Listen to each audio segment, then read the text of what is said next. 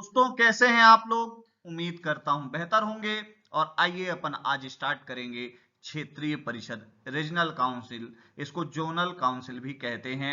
और अपन बात करेंगे पॉलिटी के अंदर ये आएगा हमारे क्षेत्रीय परिषद। और आपको मैं ये भी बता देता हूं क्षेत्रीय परिषद की हम चर्चा क्यों कर रहे हैं। आज के पूरे लेक्चर में हम यही देखेंगे कि क्षेत्रीय परिषद क्या होती है, ये क्यों बनाई गई है, इसके उद्देश्य क्या हैं, किन किन बिंदुओं पर इन्होंने कार्य किया और उसके बाद किस प्रकार से इसका सृजन हुआ, क्षेत्रीय परिषद कैसे इंट्रोड्यूस हुई हमारे इंडियन में। क्लियर हो गई बात, हमारे इंडिया के अंदर ये कैसे आई। आइए स्टार्ट करते हैं आज का लेक्चर।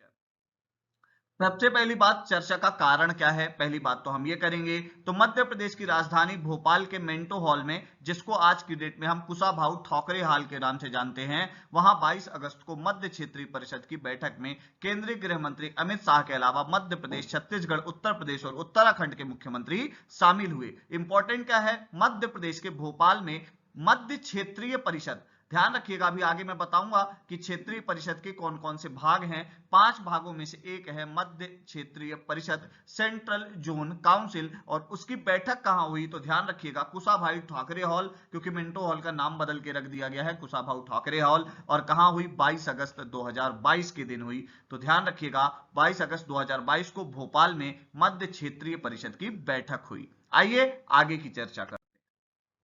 अब कौन से नंबर की बैठक थी, एमपीपीएससी का क्वेश्चन ये भी बन सकता है कि भैया मध्य क्षेत्रीय परिषद की कौन से क्रमांक की बैठक थी जो भोपाल में आयोजित हुई। तो यह 23वीं बैठक थी। ध्यान रखिएगा यहां पे क्या क्या हुआ, आइए अपन इसकी बात करते हैं। 18 बिंदुओं पर चर्चा हुई।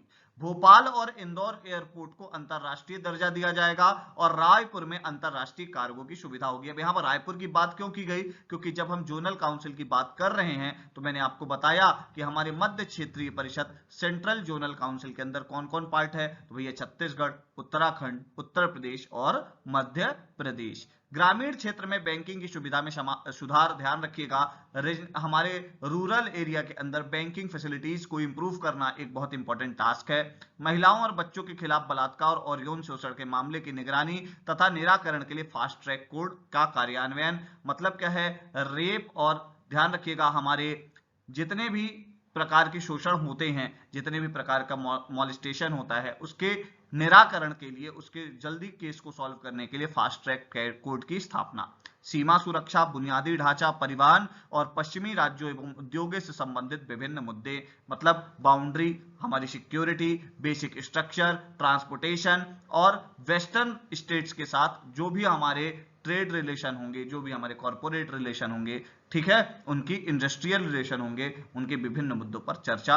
एससी, एसटी और फार्मर्स और करप्शन, और उसके बाद किसकी बात हो रही है, आतंकवाद और नक्सलवाद की बात हो रही है, टेररिज्म की बात हो रही है, नक्सलाइट्स की बात हो रही है और उसके रोकथाम पे चर्चा हो रही है। ये महत्वपूर्ण बिंदु थे उन 18 में से जो मैंने आपके सामने लाए हैं। अगली बात, क्षेत्रीय परिषद की अब बात करें तो ये कैसा निकाय है। क्षेत्रीय परिषद एक वैधानिक निकाय है, संवैधानिक निकाय नहीं है। ध्यान रखिएगा ये कॉन्स्टिट्यूशनल बॉडी नहीं है, ये ध्यान रखिएगा स्टैट्यूटरी बॉडी है, कॉन्स्टिट्यूशनल बॉडी नहीं है। क्षेत्रीय परिषद वैधानिक निकाय है।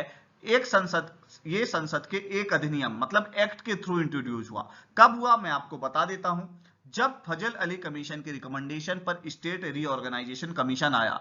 स्टेट रीऑर्गेनाइजेशन कमीशन ने रीजनल काउंसिल की बात करी, जोनल काउंसिल की बात करी 1956 के अंदर, और उसके थ्रू हमने रीजनल काउंसिल को इंट्रोड्यूस किया। तो अधिनियम 1956 के तहत 5 क्षेत्रों में हमने अपने रीजनल काउंसिल को या जोनल काउंसिल को बांट दिया। North council, central council, eastern council, western council और सर्दर्न काउंसिल, ये 5 सेगमेंट हमने डिवाइड कर दिए, चारों दिशाएं और एक मध्य का भाग, ये हमने कर लिया। जितने भी हमारे 4 डायरेक्शंस हैं और मिडिल का पोर्शन। क्लियर हो गई बात, आइए अगली बात करते हैं। क्षेत्रीय परिषद में ध्यान रखिए कौन से क्षेत्र में कौन है, ये तो आपके सामने दिख रहा है। हमें मध्य क्षेत्र में ध्यान रखना है, छत्तीसगढ़, उत्तराखंड, उत्तर प्रदेश और मध्य प्रदेश शामिल हैं। बहुत ज्यादा इंपॉर्टेंट है ये। बाकी तो आपको दिख ही रहे हैं, इनको आप पॉज करके पढ़ लीजिएगा कि किस क्षेत्रीय परिषद में कौन कौन से राज्य हैं। आपसे पूछा जा सकता है कि गुजरात किस क्षेत्रीय परिषद में आता है, आपसे पूछा जा सकता है आंध्र प्रदेश किस क्षेत्रीय परिषद में आता है, आपसे पूछा जा सकता है बिहार, झारखंड किस क्षेत्रीय परिषद में आते हैं। अगली बात करते हैं, इसके काम क्या है? जनता में भावनात्मक एकता पैदा करना, मतलब इमोशनल, हमें क्या करना है? इमोशनल इंटीग्रिटी पैदा करनी है हमारे भारत के लोगों के अंदर। ठीक है, अगली बात क्या है? क्षेत्रवाद तथा भाषावाद के आधार पर उत्पन्न होने वाले विघटनीकरण प्रवृत्ति को रोकना, मतलब हमारे यहाँ ध्यान रखिएगा जो रेसिज्म है on the basis of region, on the basis of language, इस रेसिज्म को क्या करना है? खत्म करना है। केंद्र तथा राज्य को आर्थिक तथा सामाजिक मामलों में समान नीति बनाने के विचारों तथा अनुभवों का आदान प्रदान करना, मतलब क्या है? सेंट्रल और स्टेट के लिए जो भी इकोनॉमिक पॉलिसीज बनती हैं, जो भी सोशल इश्यूज होते हैं, उसमें ऐसी पॉलिसीज को बनाना जिससे किसी भी क्षेत्र के साथ अन्याय ना हो। पारस्परिक विकास योजना के सफल तथा तीव्र क्रियान्वयन में सहयोग, मतलब क्या होगा? इंटरडिपेंडेंसी होगी फॉर द डेवलपमेंट, और इससे क्या होगा? हम अचीव कर पाएंगे तेजी से सफलता को या विकास को। क्लियर? आइए अगली बात करते हैं। इसका उद्देश्य क्या है?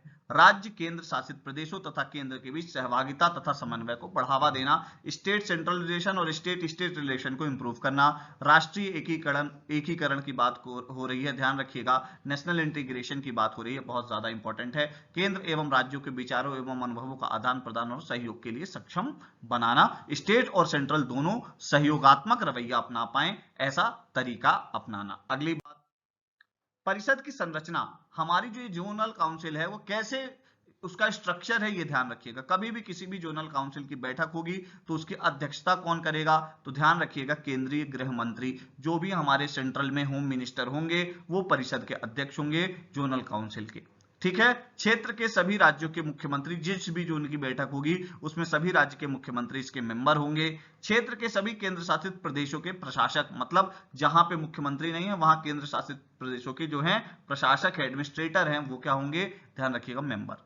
उपरोक्त परिषद के अलावा पूर्वी राज्यों के लिए पूर्वोत्तर परिषद का भी गठन किया गया है, और वो अलग से पूर्वोत्तर परिषद अधिनियम 1971 आया। मतलब जब हमारा, ध्यान रखिएगा, स्टेट रीऑर्गेनाइजेशन कमीशन आया तब 5 ही, ध्यान रखिएगा, जोनल काउंसिल थी।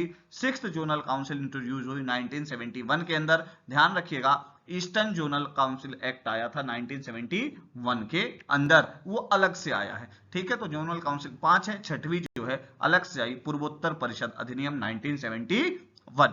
क्लियर? अगली बात करें, आपको यह भी बता देते हैं कि मध्य प्रदेश के अंदर हमारे जो ये जोनल काउंसिल की बैठक हुई, ये बहुत ज्यादा इंपॉर्टेंट इसलिए भी हो जाती है कि अमित शाह जी यहां पर आए थे और उन्होंने हमारे इंदौर और भोपाल के एयरपोर्ट को क्या किया है? अंतरराष्ट्रीय स्तर का दर्जा देने की बात कही है। आपको मैं यह भी बता देता हूं कि जोनल काउंसिल को पॉलिटी के अंदर आप बहुत अच्छे से पढ़ते हैं। मैं आपको यह भी बता देता हूं कि ये 1956 के एक्ट से आया है, इसलिए इंपॉर्टेंट है। 1971 वाला जो अधिनियम है उसके तहत पूर्वोत्तर परिषद अधिनियम भी आया। मतलब आज की डेट में प्रत्यक्ष या अप्रत्यक्ष 6 जोनल काउंसिल हैं। अगर आपको मेरा लेक्चर पसंद आया हो तो आप लाइक करें, सब्सक्राइब करें, शेयर करें। और हमारे मेंस की क्लासेस चल रही हैं ईरा इंस्टीट्यूट के ऐप पे, हिंदी की क्लासेस चल रही हैं, मध्य प्रदेश की क्लासेस चल रही हैं, आप उनसे जुड़ सकते हैं। करंट अफेयर की क्लासेस चल रही हैं, आप उनसे जुड़ सकते हैं। अगर आपको मेरा लेक्चर पसंद आए तो लाइक, सब्सक्राइब और शेयर जरूर करें। Thank you very much.